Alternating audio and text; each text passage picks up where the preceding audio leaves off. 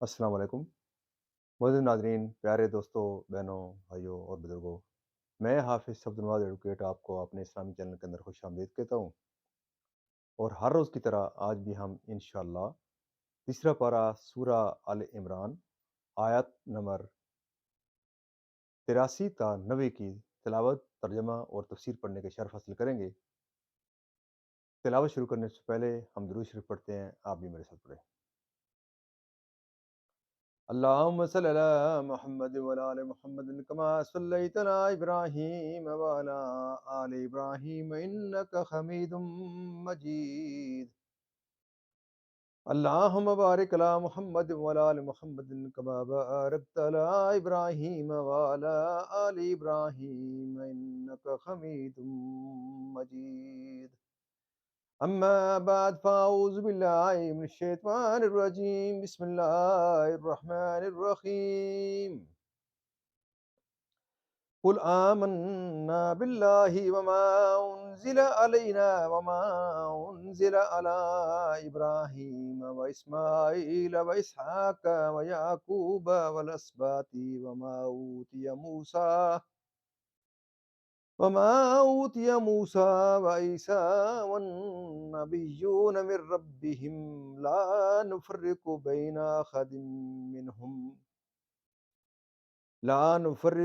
أحد منهم ونحن له مسلمون. ومن يبتغي غير الإسلام دينا فلن يقبل منه وهو في الآخرة من الخاسرين. كيف يهدي الله قوما كفروا بعد إيمانهم وشهدوا أن الرسول حق وجاءهم البينات والله لا يهدي القوم الظالمين.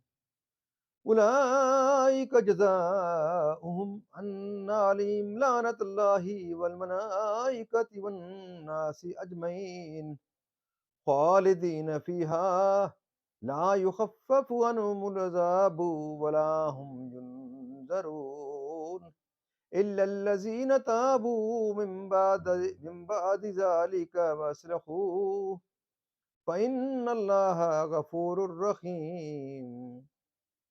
إن الذين كفروا بعد إيمانهم ثم ازدادوا كفرا لن تقبل توبتهم وأولئك هم الضالون. إن الذين كفروا وماتوا وهم كفار فلن يقبل من أحدهم ملء الأرض ذهبا ولو افتدى به أولئك لهم عذاب أليم وما لهم من ناصرين. صدق اللہ العظیم. ترجمہ.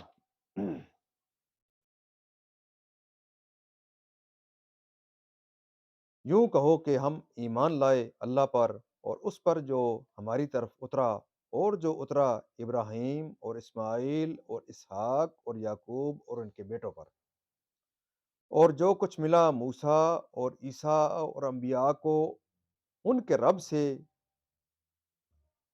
ہم ان میں کسی پر ایمان میں فرق نہیں کرتے، اور ہم اسی کے حضور گردن جھکائے ہیں، اور جو اسلام کے سوا کوئی دین چاہے گا وہ ہرگز اس سے قبول نہ کیا جائے گا، اور وہ آخرت میں زیاں کاروں سے ہے.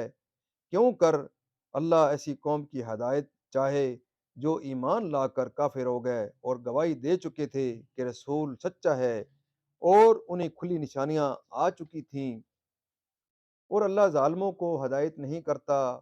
ان کا بدلہ یہ ہے کہ ان پر لعنت ہے اللہ اور فرشتوں اور آدمیوں کی سب کی، ہمیشہ اس میں رہیں. نہ ان پر سے عذاب ہلکا ہو اور نہ انہیں مہلت دی جائے گی، مگر جنہوں نے اس کے بعد توبہ کی اور آپا سنبھالا تو ضرور اللہ بخشنے والا مہربان ہے. بے شک وہ جو ایمان لا کر کافر ہوئے پھر اور کفر میں بڑھے ان کی توبہ ہرگز قبول نہ ہوگی، اور وہی ہیں بہکے ہوئے، وہ جو کافر ہوئے اور کفار اور کافر ہی مرے، ان میں کسی سے زمین بھر سونا ہرگز قبول نہ کیا جائے گا، اگرچہ اپنی خلاصی کو دے، ان کے لیے دردناک عذاب ہے، اور ان کا کوئی یار نہیں۔ معزز ناظرین، یہاں اس کی ترجمہ اس کا اختتام پذیر ہوتا ہے۔ اب اس کی تفسیر: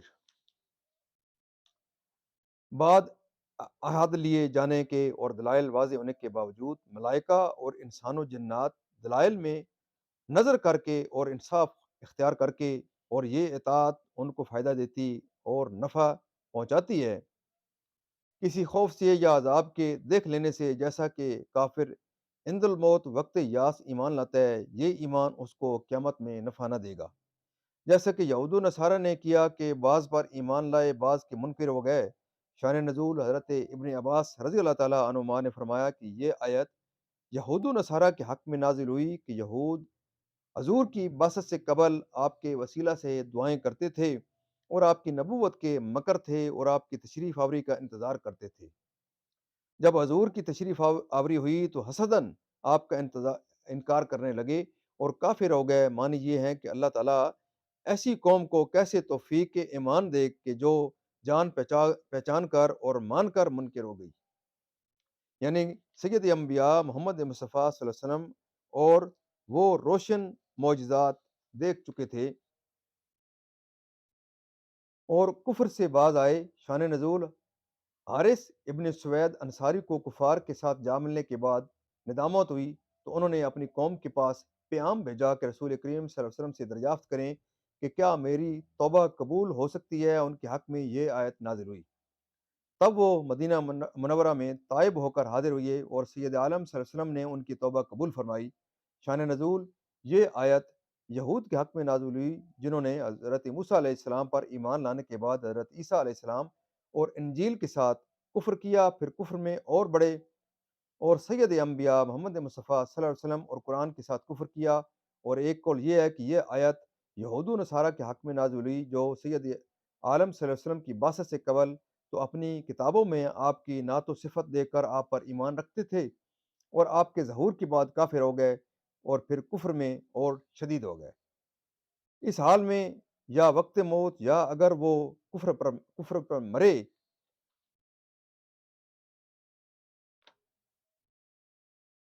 شان نزول: یہ آیت حضرت عثمان غنی و حضرت عبد الرحمن بن عوف رضی اللہ تعالیٰ عنہما کے حق میں نازل ہوئی۔ حضرت عثمان رضی اللہ تعالیٰ عنہ نے غزوہ تبوک کے موقع پر لشکر اسلام کے لیے 1000 اونٹ سامان پیش کیے، اور عبد الرحمن بن عوف رضی اللہ تعالیٰ عنہ نے 4000 درہم صدقہ کے بارگاہ رسالت میں حاضر کیے، اور عرض کیا کہ میرے پاس کل 8000 درہم تھے، نصف میں نے اپنے اور اپنے اہل و عیال کے لیے رکھ لیے، اور نصف رائے خدا میں حاضر ہیں۔ سید عالم صلی اللہ علیہ وسلم نے فرمایا جو تم نے دیے اور جو تم نے رکھے، اللہ تعالیٰ دونوں میں برکت عطا فرمائے۔ احسان رکھنا تو یہ کہ دینے کے بعد دوسروں کے سامنے اظہار کریں کہ ہم نے تیرے ساتھ ایسے ایسے سلوک کیے، اور اس کو مقدر کریں، اور تکلیف دینا یہ کہ اس کو آر دلائیں کہ تو نادار تھا، مفلس تھا، مجبور تھا، نکما تھا، ہم نے تیری خبر گیری کی، یا اور طرح دباؤ دیں، یہ ممنوع فرمایا گیا۔ یعنی اگر سائل کو کچھ نہ دیا جائے تو اس سے اچھی بات کہنا اور خوش خلقی کے ساتھ جواب دینا جو اس کو ناگوار نہ گزرے، اور اگر وہ سوال میں اصرار کرے یا زبان درازی کرے تو اس سے درگزر کرنا۔ معزز ناظرین، یہاں اس کی تفسیر بھی اختتام پذیر ہوتی ہے، اور آج ہمارا تیسرا پارہ بھی اللہ کے فضل و کرم سے اختتام پذیر ہوتا ہے۔ تیسرے پارے کی تلاوت، ترجمہ اور تفسیر اختتام پذیر ہوتی ہے۔ اللہ تعالیٰ کے فضل و کرم سے اور اللہ تعالیٰ کا ہم شکر ادا کرتے ہیں، اور اللہ تعالیٰ کے دربار کے اندر ہم قرآن پاک کے صدقے حضور پاک صلی اللہ علیہ وسلم کی ذات و برکات کے صدقے دعا کرتے ہیں کہ اللہ تعالیٰ میں اسی طرح قرآن پاک پڑھتے رہنے، ترتیل سے پڑھنے، سمجھ کر پڑھنے، اور اس کے احکامات کے مطابق ہمیں اپنی زندگیاں تبدیل کرنے اور ان کو گزارنے کی توفیق عطا فرمائے۔ اللہ تعالیٰ کے دربار کے اندر ہم دعا کرتے ہیں کہ اللہ تعالیٰ میں حضور پاک صلی اللہ علیہ وسلم کی پاک سیرت کے مطابق اور صحابہ کرام کے نقش قدم کے اوپر چلنے کی توفیق عطا فرمائے۔ मुअज़्ज़िज़ नाज़रीन, अल्लाह ताला के दरबार के अंदर हम दुआ करते हैं कि अल्लाह ताला हमें ईमान की ज़िंदगी और ईमान की मौत नसीब फरमाए। कलमे और मरते वक़्त हमको कलमा तैयबा पढ़ने की तौफ़ीक अता फ़रमाए। प्यारे दोस्तों, अल्लाह ताला के दरबार के अंदर हम जो है दुआ करते हैं कि अल्लाह ताला कुरान पाक के सदक़े, हज़ूर पाक सल्लल्लाहु अलैहि वसल्लम की ज़ात मुबारकात के सदक़े तमाम परेशानियों को परेशानियाँ दूर फरमाए और तमाम बीमारों को शिफ़ाए कामिला अता फ़रमाए। तमाम मरहूमीन को जन्नतुल फ़िरदौस में आला व वाला मकाम अता फ़रमाए। प्यारे दोस्तों, 3 पारे कंप्लीट हो गए हैं और मेरी आप तमाम दोस्तों से यही इस्तज़ार है कि रहती है कि हुज़ूर पाक सल्लल्लाहु अलैहि वसल्लम आखिरी नबी हैं, ख़ातिमुन नबिय्यीन हैं। तो ख़ातिमुन नबिय्यीन के बाद ये आखिरी उम्मत जो है, उस जो कलमा को भी जिसने कलमा पढ़ा है, उसके ऊपर ये फ़र्ज़ है कि इस पैगाम को फैलाए और लोगों को हदायत की बात बताए, बुराई से बुरे कामों से रोकने की उनको तरग़ीब और तलक़ीन दे। तो इस पैगाम को फैलाने में आप ज़रूर मेरा साथ दें। अल्लाह ताला आपको नेकी दे, नेक काम करने की तौफ़ीक अता फ़रमाए। अल्लाह ताला आपको सेहत अता फ़रमाए। अल्लाह ताला आपके कारोबारों में खैर बरकत अता फ़रमाए। वो कोई परेशान है, अल्लाह ताला उसकी परेशानियाँ दूर फ़रमाए। तो इस पैगाम को फैलाने के लिए आप ज़रूर खुद भी इसके ऊपर अमल करें, अपने बच्चों के अंदर, अपनी फ़ैमिली के अंदर और अपने दोस्त, अज़ीज़, अक़रबा के अंदर ज़रूर इस पैगाम का तज़किरा करें और ताकि ज़्यादा से ज़्यादा लोग इस किस्म के प्रोग्राम देखें। अल्लाह ताला आपको इसका अजर अज़ीम दे अल्लाह, क्योंकि ये एक सदका जारिया है। मैं इसमें अपना हिस्सा डाल रहा हूँ, आप भी अपना हिस्सा डालें। अल्लाह ताला आपको तौफ़ीक दे और अल्लाह ताला आपको नेक काम करने की तौफ़ीक अता फ़रमाए। अल्लाह ताला आपको सेहत अता फ़रमाए। आमीन सुम्मा आमीन।